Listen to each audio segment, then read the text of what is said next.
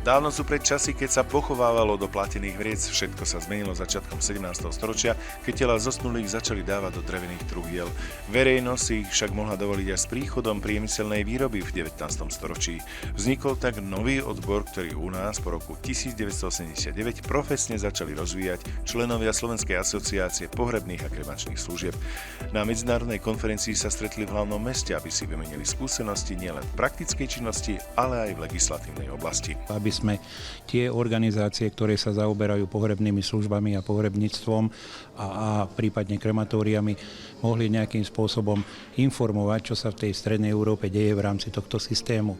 Čo sa deje v rámci systému, v rámci prevozov a v rámci všetkých tých záležitostí, ktoré pohrebné služby a správy cintoríny musia mať.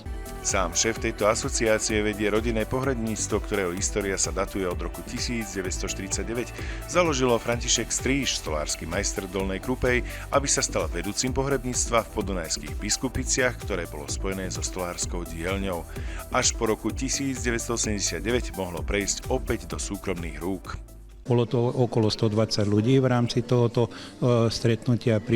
Boli tu zástupcovia z Maďarska, bol tu pán doktor Palkovič, on mal prednášku v rámci tohoto systému, je v obraze, je naozaj skutočne vie o týchto problematikách a bolo to dosť pozitívne vystúpenie a bolo to aj dosť pozitívna tá komunikácia, ktorá otázky a odpovede v tomto smere odzneli. Na poli pohrebníctva bolo podľa asociácie v roku 2006 ešte veľa nezrovnalostí. Chýbala legislatíva, vládol chaos, ktorý sa vraj dá porovnať s obdobím Zlatej horúčky.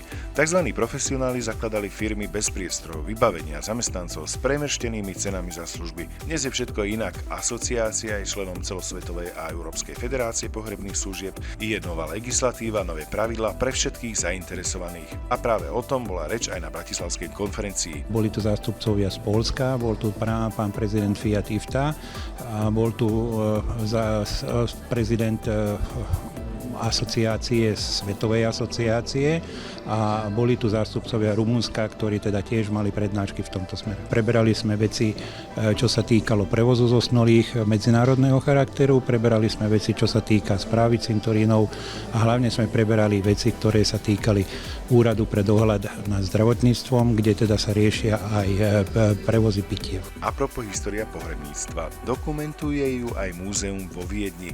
Nachádza sa pri vchode do tamojšieho ústredného cintorína v bývalej Maharnici. V roku 1998 sa tam rozlúčila verejnosť so spevákom Falkom. Na ploche 300 m2 sa nachádza približne 250 exponátov. Z Bratislavy Boris Rizman a William Šuška.